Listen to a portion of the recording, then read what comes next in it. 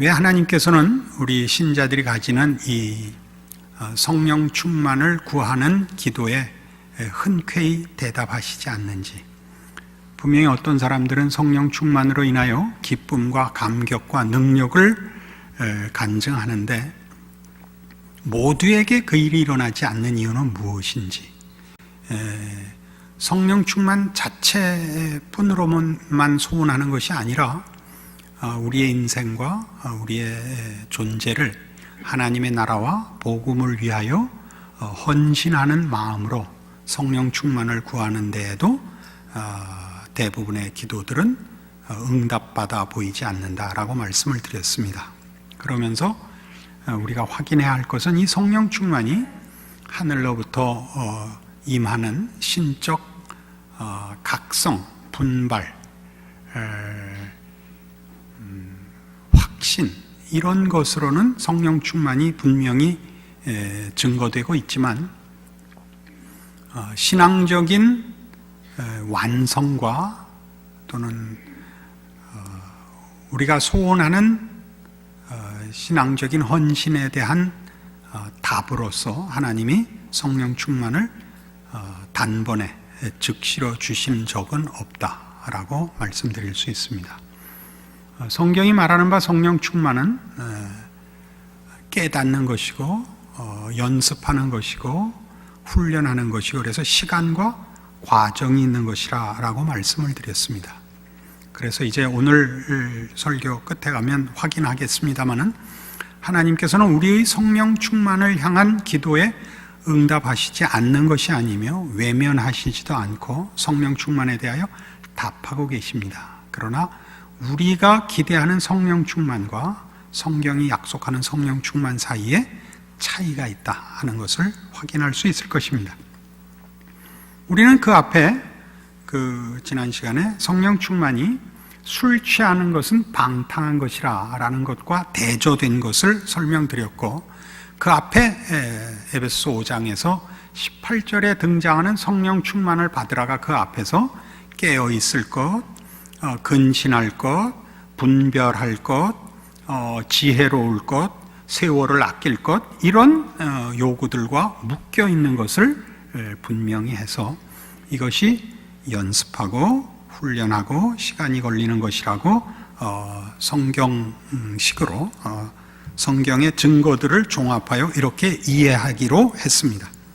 그래 놓고 말하자면 이 성령 충만을 받으라 해놓고 뒤로 뭐가 넘어오냐면 부부관계, 그 다음에 부모와 자식, 그 다음에 상전과 하인에 관하여 6장 9절까지 이어집니다. 말하자면 이 연습과 훈련이 부부관계에서 또는 부모와 자식 관계에서 상전과 하인 관계에서 이 훈련이 일어난다고 가르치고 있는 셈입니다. 그러니까 우리 이 일들 누구나 예외 없이 경험하는 이 일들이 하나님께서 우리의 성령 충만을 위하여 준비하시고 우리를 키우시는 방법이라는 것을 놓치지 않아야 할 것입니다. 부부란 사랑과 신뢰를 바탕으로 하며 또는 그 내용으로 하는 관계입니다. 그러나 우리가 결혼해서 살면서 다 경험하다시피 우리의 부부 생활은 사랑과 신뢰보다는 훨씬 더 많이 그 반대적으로 불신과 불평으로 더 많은 세월을 보냅니다.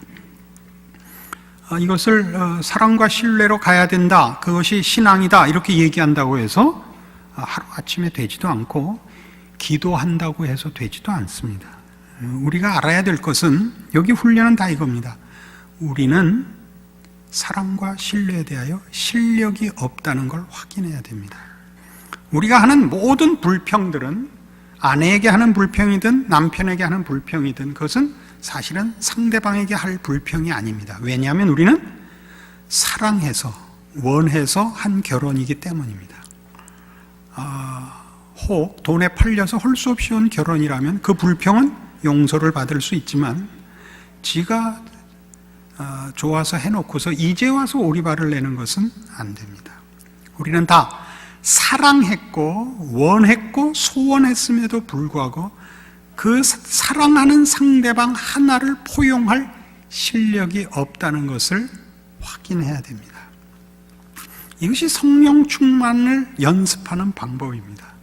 우리는 더 많이 내가 가진 진심을 신앙이라는 이름으로 포장하고 내가 가진 진심을 하나님이 연락하여 보상으로 상 주기를 바라지 말고 우리가 가진 진심이 실력이 없다는 걸 확인해야 됩니다.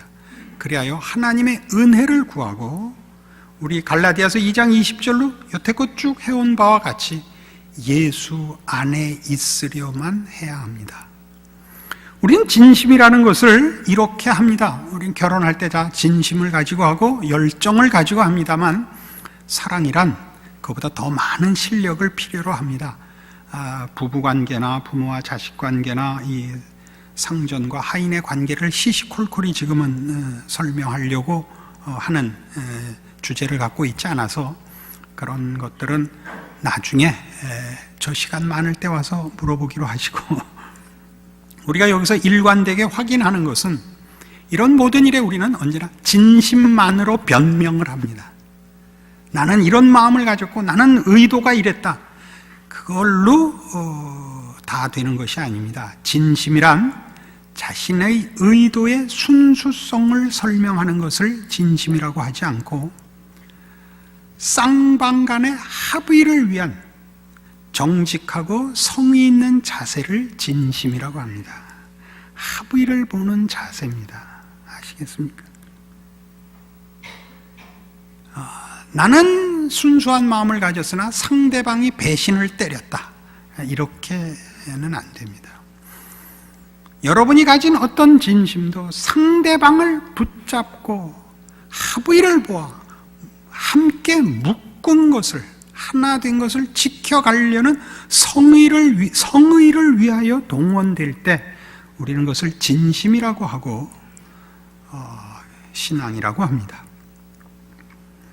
부모와 자식의 경우에는 부부가 사랑과 신뢰에 관한 문제로서 서로를 책임지고 확인하고 그래서 우리의 실력 없음을 확인하듯이 부모와 자식이라는 관계는 권위와 질서라는 개념 위에 서 있는 관계입니다. 우리는 우리가 가진 힘으로 무슨 일을 이룰 수 없다는 것을 자식을 기르면서 배우게 됩니다. 우리의 권위는 힘이 아니라 실력이 있어야 됩니다.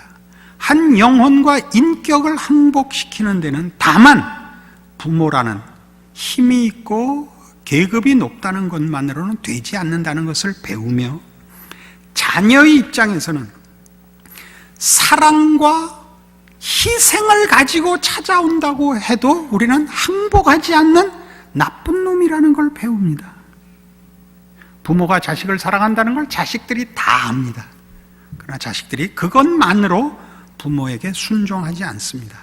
지가 하고 싶은 걸 합니다. 지가 하고 싶은 건 부모가 말리는 겁니다. 부모가 자기를 사랑해서 그러지 말라는 걸 아는데도 우리는 그걸 지킬 실력이 없습니다. 이걸 부모가 되고 자식이 되어 우리는 배웁니다. 이런 모든 일들이 우리에게 뭘 가르친다고요? 성령 충만해야 한다는 것을 가르칩니다. 우리가 가진 것 속에, 우리의 실력 속에 쓸만한 것이 없다는 것을 우리는 모두 확인하는 것입니다. 상전과 종의 관계는 환경과 조건의 문제라고 얘기할 수 있습니다. 여기서 말하는 환경과 조건은 우리가 몸담고 사는 그 환경 말입니다. 이 세상, 이 세상의 질서, 이 세상의 무슨 정서, 권세, 이 세상의 이 무슨 가치, 이런 것들이 전부 다 우리에게 객관성을 가지며 힘을 가지지 못하는데 그 이유는 우리는 언제나 객관적이거나 진리를 원하지 않고 다 이기적이기 때문입니다. 차를 타고 다니면 아무 때나 건너는 사람이 꼴보기 싫고, 걸어가다 보면 아무 때나 달려드는 차가 꼴보기 싫습니다. 여러분 해보셔서 아는 겁니다. 우리는 세상을 살면서 지금 우리 사회식으로 얘기하자면 진보와 보수의, 보수와 개혁 간의 그 갈등을 일으키고 있는데, 그 갈등은 따져보면 개인적인 원한과 개인적인 이해관계 이상 아무것도 아닙니다. 아무도 순수한 이념과 이상을 위하여 싸우지 않습니다. 우리는 진리를 원하지도 않고 공정함을 원하지도 않으며 우리는 정의를 추구하지도 않습니다. 그런 것들은 다 자기가 그 말을 해서 유리할 때만 쓰고, 그 말을 써서 불리할 때는 다 그런 거야 라는 이 말을 쓰죠. 살아봐 이 말을 쓰고, 너도 애 낳아서 길러봐 이렇게 말을 하지, 그때도 정의니 공정함이니 국가의 장래니 이딴 소리 안 합니다. 그렇게 해서 본인에게 유리할 때만 우리는 그렇게 말합니다. 여러분들이 그렇게 말할 수 있을 것 같은 것은 거기에 이해관계가 없을 때뿐입니다. 그러니까 우리가 어떤 문제에 공정하거나 어떤 문제에 관대한 것은 그것이 나와 상관없는 문제일 때뿐입니다. 그때는 우리는 공정하기 짝이 없고 정확하기 짝이 없는데, 그 이유는 그것이 나에게 아무런 이해관계가 없기 때문입니다. 우리가 살면서 이 세 가지 경우를 부부로, 부모와 자식으로, 사회 속에서 이런 사회의 질서와 계급 혹은 구조 속에 있습니다. 그 모든 것에서 하나님이 우리에게 뭘 가르치느냐 하면, 인간은 죄성에 의하여 반응한다는 사실을 확인시키고 있습니다. 행복해야 되고 감사해야 되고 모두의 유익을 위하여 있어야 할 어떤 관계, 어떤 조직, 어떤 질서, 어떤 개념도 우리가 죄성을 벗어나지 않는 한 아무것도 제대로 시행될 수 없다는 것을 확인합니다. 우리는 당연히 절망을 느껴야 합니다. 모르면 무엇을 하자 그러냐면, 부부는 이렇게 하면 아무 문제 없어 라든가, 부모와 자식은 이렇게 하면 아무 문제 없어 라든가, 세상은 이렇게 하기만 하면 되라는 답을 꺼내놓습니다. 서로 책임을 적당히 나누어서 그러면 아무 문제가 없다는 답을 제시하는데, 문제는 우리가 답을 모르는 것이 아니라 답을 싫어한다는 사실입니다.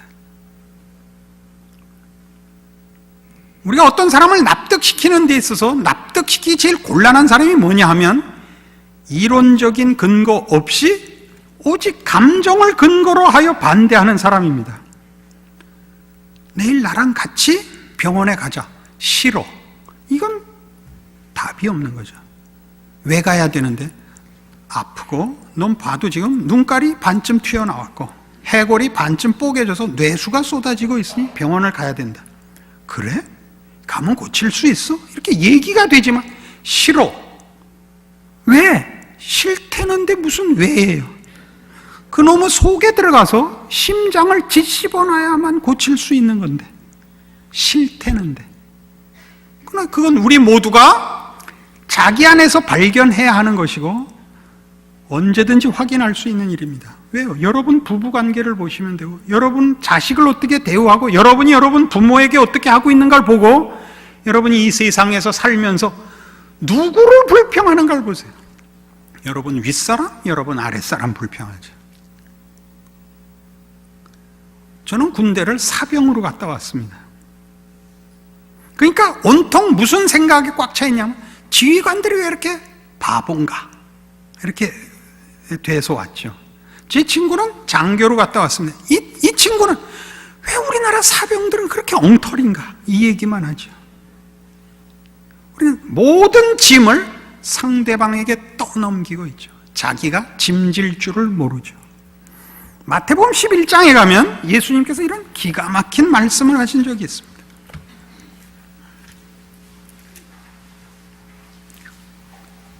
마태복음 11장 25절입니다. 그때 예수께서 대답하여 가라사대 천지의 주제이신 아버지여 이것을 지혜롭고 슬기 있는 자들에게는 숨기시고 어린아이들에게는 나타내심을 감사하나이다. 옳소이다. 이렇게 된 것이 아버지의 뜻이니이다. 내 아버지께서 모든 것을 내게 주셨으니 아버지 외에는 아들을 아는 자가 없고 아들과 또 아들의 소원대로 계시를 받는 자 외에는 아버지를 아는 자가 없느니라. 수고하고 무거운 짐진 자들아 다 내게로 오라. 내가 너희를 쉬게 하리라. 나는 마음이 온유하고 겸손하니 나의 멍에를 메고 내게 배우라. 그러면 너희 마음이 쉼을 얻으리니 이는 내 멍에는 쉽고 내 짐은 가벼움이라 하시니라. 예수님께서 무거운 짐진 자들아 다 내게로 오라 하셨습니다. 이 수고하고 무거운 짐진 자들은 누구냐면 모든 성도들입니다. 사실은 물론 불신자들을 향하여 죄짐을 지고 수고하는 자들아 이리로 오라 하는 말씀이 여기 포함될 수 있습니다. 그러나 앞에 27절에 있는 바와 같이 내 아버지께서 모든 것을 내게 주셨으니 아버지 외에는 아들을 아는 자가 없고 아들과 또 아들의 소원대로 계시를 받는 자 외에는 아버지를 아는 자가 없느니라 하고 이 말씀이 나옵니다. 아버지를 아는 자만이 예수를 압니다. 그리고 그 예수는 십자가를 지러 오셨습니다. 그것이 유일한 해결책입니다. 예수님은 정부를 뒤엎지 않고 세상을 뒤엎지 않습니다. 죄를 고치러 오십니다. 죄인된 우리를 구원하여 하나님의 사람이 되도록 하십니다. 우리가 사는 이 세상의 환경과 조건을 개선하여 천국을 만드는 것이 아니라 우리 마음을 먼저 천국을 만드시죠. 그래서 뭐라고 그래요? 예수님이 그렇게 걸으신 것처럼 예수를 믿는 모든 자들에게 수고하고 무거운 짐진 자들아 다 내게로 오라가 되는 겁니다. 내가 너희를 쉬게 하리랍니다. 어떻게? 나는 마음이 온유하고 겸손하니 나의 멍에를 메고 내게 배우라. 그러면 너희 마음이 쉼을 얻으리니 이는 내 멍에는 쉽고 내 짐은 가벼움이랍니다. 짐을 지는 법을 가르칩니다. 짐을 덜어주겠다가 아니고 마음의 쉼을 얻습니다. 성령 충만이 뭐냐? 이 마음을 아는 겁니다.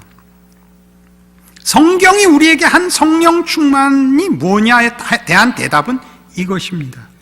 우리는 부부 관계에서, 부모와 자식에게서 관계에서, 상전과 하인의 관계에서, 즉 한 사람이 사는 인생의 모든 정황, 모든 사건에서 우리는 예수 그리스도가 걸으신 것처럼 우리의 짐을 져야 합니다. 그 짐은 우리가 상대방에게 모든 책임을 떠넘기고 자폭하고 싶고 쉽게 어떤 결론을 요구하고 싶은 죄의 발작과 자폭을 집어 던지고 이 문제가 그리스도 예수 안에서만 해답이 있다는 걸 믿고 기다려 순종하는 마음으로 져야 할 짐을 지고 가는 것을 말합니다. 자신의 못난 것을 지고 가는 것이요, 상대방의 못난 것을 지고 가는 것을 말합니다. 여러분은 부부가 어떻게 행복하게 살 수 있다고 생각하십니까? 서로가 자기의 부족을 인정해야 합니다. 인정해야 합니다.